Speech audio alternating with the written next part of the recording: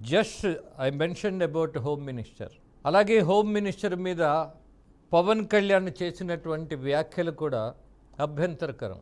ఒక మహిళ చేసినటువంటి పోరాటం మనం మర్చిపోకూడదు. ఆమె ఫేస్ చేసినటువంటి సమస్యలు చిన్నవి కాదు.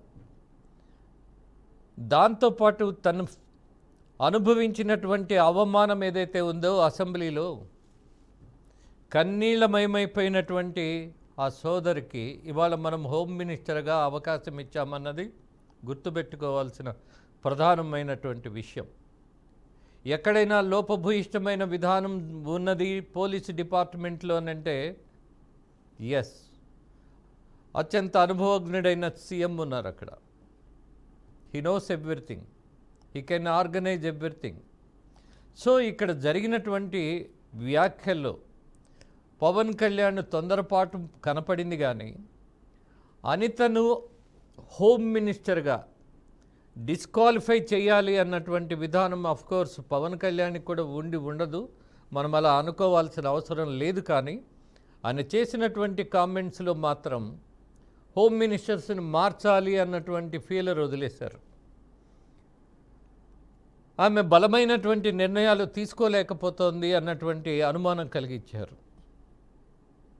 ఆమె బలంగా నిలబడబట్టే రాష్ట్రంలో అనేక మంది మహిళలను కలుపుకొని పోరాటం చేయబట్టే అనేకమైనటువంటి అవమానాలు, పవన్ కళ్యాణ్ కంటే కూడా అనేకమైనటువంటి అవమానాలు అనిత అనుభవించింది.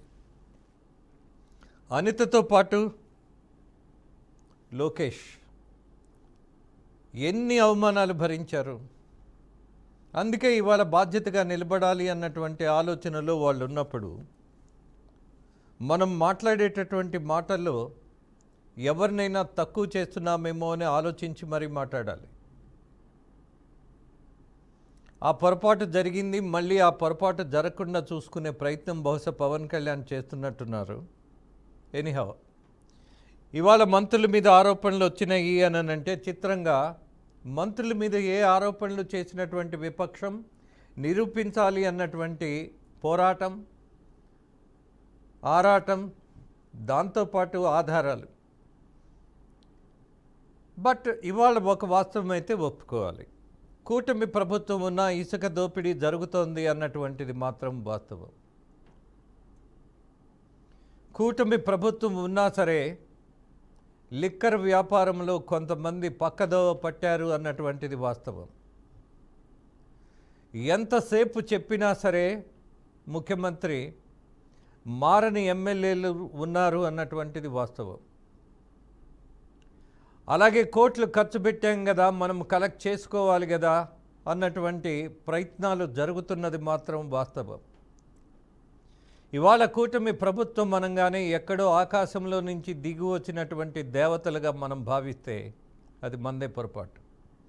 ఇవాళ రాజకీయాల్లో ఏవైతే పొరపాట్లు జరుగుతున్నాయో ఇవాళ కూటమి ప్రభుత్వంలో కూడా అలాంటి పొరపాట్లు జరిగే అవకాశమే ఉంది, ఉంటుంది కూడా. ఈవెన్ మీడియా కూడా మనం చాలా ఊహించుకుంటాం కదా, బట్ మీడియా కూడా సమాజం నుంచి, ఈ జనం నుంచి వచ్చినటువంటి వాళ్ళే. అవినీతికి వీళ్ళందరూ అతీతులు అని అనుకోవడానికి లేదు. సేమ్ అలాగే కోట్లు ఖర్చు పెట్టి ఎన్నికలలో గెలిచామని చెప్తున్నటువంటి వాస్తవమైనప్పుడు, కోట్లు ఇచ్చి టికెట్స్ తెచ్చుకున్నామన్నటువంటి వాస్తవం నిజమైనప్పుడు ఇవాళ రాజకీయాల్లో అవినీతి లేనటువంటి పరిస్థితి ఉంటుందా అనంటే ఉండదు, ఉండదు, ఉండదు. కానీ రీజనబుల్గా జనాన్ని ఇబ్బంది పెట్టకుండా, బెదిరించకుండా, దోపిడీ చేయకుండా డబ్బు ఎలా సంపాదించాలి అన్న దాని మీద ఫోకస్ చేయమని చంద్రబాబు నాయుడు గారు లేదా పైనుంచి దిగి వచ్చిన దేవుడు చెప్పినా సరే జరిగేటటువంటి అవకాశం ఉండదు. అందరికీ తెలుసు ఎన్నికల్లో ఎంత ఖర్చో, అందరికీ తెలుసు బాగా డబ్బులున్నాళ్ళు మాత్రమే రాజకీయాల్లోకి రాగలుగుతున్నారు అని.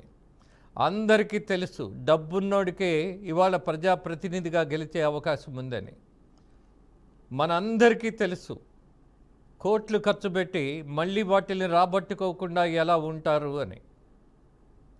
మనందరికీ తెలుసు ప్రతి నియోజకవర్గంలో ఒక్కొక్క ప్రజాప్రతినిధి చేస్తున్నటువంటి భూదందా కావచ్చు, ఇసుక దందా కావచ్చు, లిక్కర్ కావచ్చు, వాట్ ఎవర్ ఇట్ ఈజ్. గత ప్రభుత్వంలో జరిగినటువంటి పొరపాట్లు రిపీట్ అవుతున్నాయి అన్నటువంటిది మనందరికీ తెలుసు.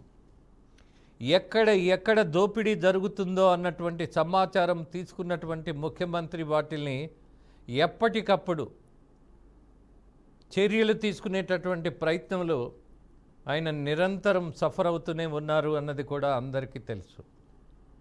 బట్ మారాల్సిందేంటి?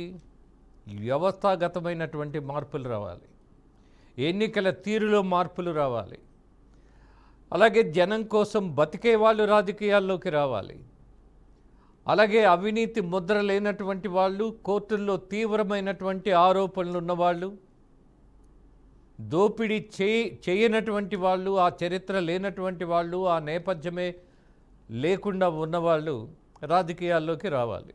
అప్పుడు ఇవాళ చర్చించినట్టుగా క్యాబినెట్లో ఎవరిని మారుద్దాం, ఎవరిని మారిస్తే ఏంటి? ఒకటో కృష్ణుడు, రెండో కృష్ణుడు, మూడో కృష్ణుడు, character same but persons are different. Content is same but style of operation is different. So రాజకీయాల్లో అవినీతి లేకుండా ఉంటుందా అని అంటే నేను మిమ్మల్ని నమ్మమంటే నా అంత మూర్ఖుడు ఉండడు. అవినీతి ఉంటుంది, ఖచ్చితంగా ఉంటుంది, దోపిడీ ఉంటుంది, అనుమానం లేకుండా మనం దాన్ని ఒప్పుకోవాల్సిందే. ఏ పార్టీ అయినా సరే, ఏ నాయకుడైనా సరే అంతో ఎంతో అవినీతి మరక లేకుండా ఉండే పరిస్థితి లేదు. బట్ దాన్ని ఇవాళ మనము అర్థం చేసుకొని జీర్ణించుకొని కొంచెం సర్దుకుపోవాల్సిన పరిస్థితి అయితే ఉన్నది.